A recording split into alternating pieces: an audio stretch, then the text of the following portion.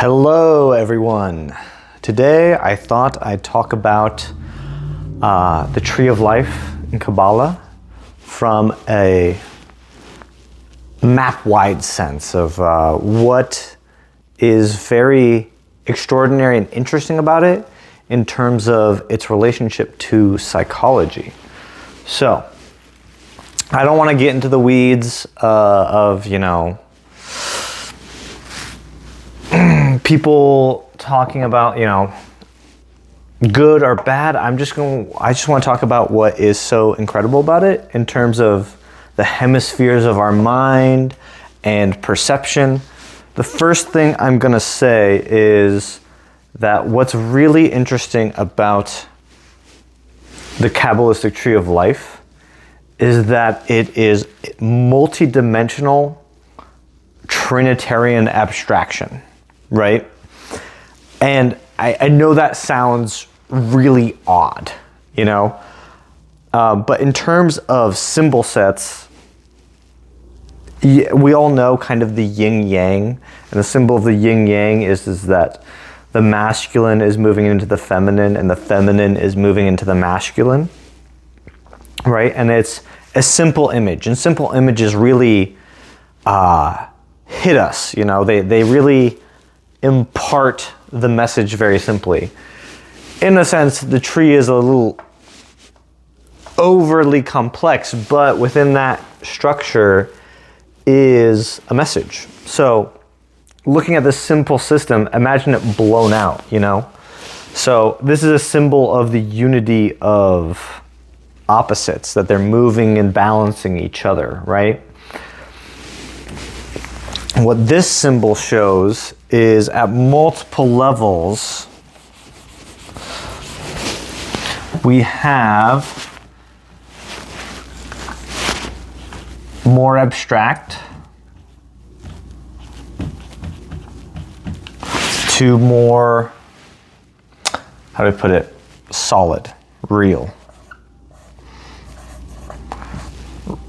And I don't mean real as in like this is less real than this, but it's more condensed into reality. Abstract and reality, right? Our physical reality. And then what we have going from side to side is essentially from lower to higher, it's lower order thought. If we go from bottom up, so thinking and feeling, values. And they get abstracted higher and higher, right? So what is interesting about this is that the map goes on to actually a map of the brain of the left and right hemisphere. The left side corresponds to the left hemisphere of the brain. And so for that, I draw kind of a jagged, like boxy side of the brain, right? And for the right side, it would be meaning. So creativity, holistic understanding, side of the brain, right? And so what we know of the left side of the brain is it deals with symbols,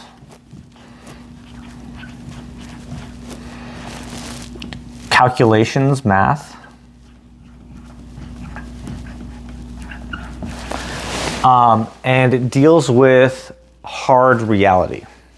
So it deals with literal things.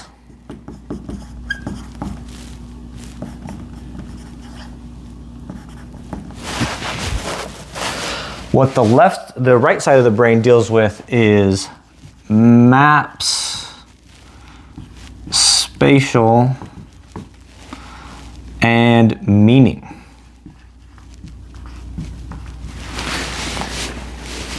So what's interesting about the Tree of Life is this is something that was developed in the 1st century, hypothetically, If you want to know more about the history of Kabbalah and Jewish mysticism, I'd say go to Esoterica. It's the best channel on it. with Dr. Justin Sledge, he will go into the raw history, materialist history of Kabbalah. But we're just looking at it from the psychological point of view. I think what's so interesting about it is that if you look at these different layers, so moving up, we have Malkuth, which means the kingdom, and it is the physical reality. So this is where we are everything physical is. And I'm going to draw the little symbols for, so Earth. That's the astrological Earth symbol. Above that, you have the foundation, Yesod, which is the moon. And that is our imaginative realm. And then we have Hod. And the planetary of Hod is Mercury. And then Netzach, which is Venus. And so what we see in this set of four that we have right here is that what we actually have is sensory, intuition, thinking, and feeling, right? Isn't that interesting, right? Matter, imagination, Mercury, the mind, and Venus, desire, right? So I just started noticing these connections, and I just thought it was fascinating that you could map it on so neatly to Myers-Briggs, right? But what we see is there's a lot of abstraction that goes above this. And what we see above this is we see that above Netzach on the right side is Chesed, which is Jupiter. And what Jupiter represents, so one thing to point out about the planets is that they are the spheres on the tree are not just purely the planet. The planet is the lowest materialized aspect of the tree. So I wouldn't say it's, Malkuth is purely the earth, but the crystallization of Malkuth into reality, the karmic form with good and bad, is the earth or the moon, the corresponding. So the lowest, the corresponding symbol of Chesed, which is about truth and justice and fairness. You take values and take it to a higher order abstraction.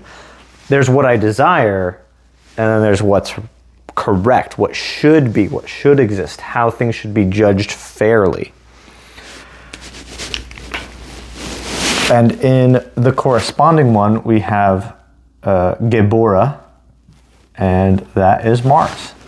So above the mind is the will to carry out what needs to be done for the sake of justice. There's justice and the will to carry it out, the will to cut away what is not necessary or should not exist, right? But one of the most important parts of the tree is Tifereth. And Tifereth is the sun. It represents the sun. And what I think is so great is when you start understanding what Tifereth represents and what being in your Tifereth represents, it represents consciousness that's just aware. And what you also start to learn if you start studying mysticism and meditation, and you'll start hearing this from people, teachers, is they'll start saying, you need to realize that you are not your feelings, that you are not your thoughts. And I've told this to people, and so you start to realize this when you start to go down these meditative paths. You're not your feelings, you're not your thoughts. Is that you start to go, oh, well, if I move into this, the Tifereth, the observer, the conscious observer who is not identifying with his thoughts or feelings, who can step away and is actually the center, I'm just aware. that is when you start getting your nervous system calmed of, I'm just observing. I'm not committing to a thought or feeling. A thought that pops into my head isn't necessarily me. And so what's beautiful about getting into the Tifereth is the only space that can lead to any other space. It can go anywhere. It is centered. So this is where we get into kind of what's important to learn about from the tree and this left-right dichotomy that we have, right? Is that one thing that the tree teaches us is that we kind of think about good and evil in a dualistic sense, right? Like we're like, this is right, that's wrong. But this kind of shows us, it teaches us that the middle pillar is actually where the actual healthy space, and going off to one side or the other is where we are unhealthy, right?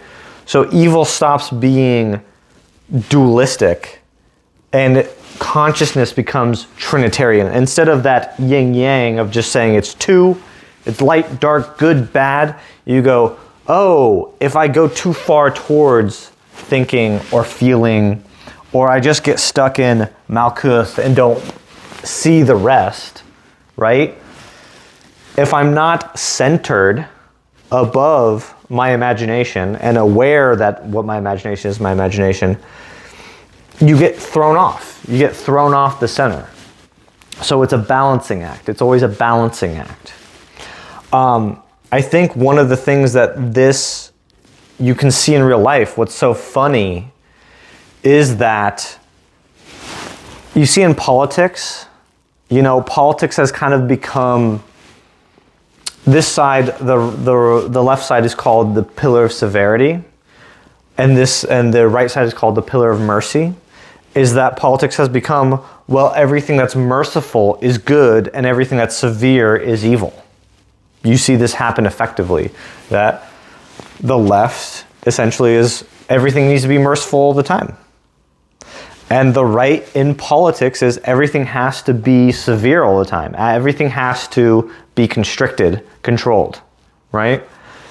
But what's ironic, and I was out at a EDM bar last weekend, and they had an EDM show, and everyone was doing screamo. It was a very progressive, it was a very like punk space. And I was looking at it, and I was like, this is so Mars. This music is Mars. And I was like, but that's interesting. I don't think the people are very Mars-like. Like they're expressing Mars. And I realized, I went, oh, the conservatives are Mars-like in their mind. So they will rationalize war, right? We see this a lot where conservatives are rationalizing. I'm not saying all conservatives, but conservatives will rationalize war as a necessary thing. But what we were doing in that punk space was the progressive people were Mars in their feelings. They were Mars in their expression, but in their mind, they were not Mars-like. So they were expressing it in one or the other, but not holistically. So it's like, the leftist space was a cathartic Mars. But if you ask conservatives, oh, I went to this head-banging punk rock place, they go, oh, Mars in my feelings? Oh, that's barbaric. Oh, but we should kill people. We should kill those people. They're barbarians, and they'll rationalize it away as they'll use some rational way. So these higher spheres are getting projected on the lower spheres, but not in a holistic way, right? You're getting thrown to one side, and then they put it in the shadow. If I tell a conservative, oh, I went to this gothic bar, I get a reaction, ugh, right? Isn't that funny, right? So the point of the tree is that we naturally fall. We like swing from side to side unconsciously. That's what we're always doing.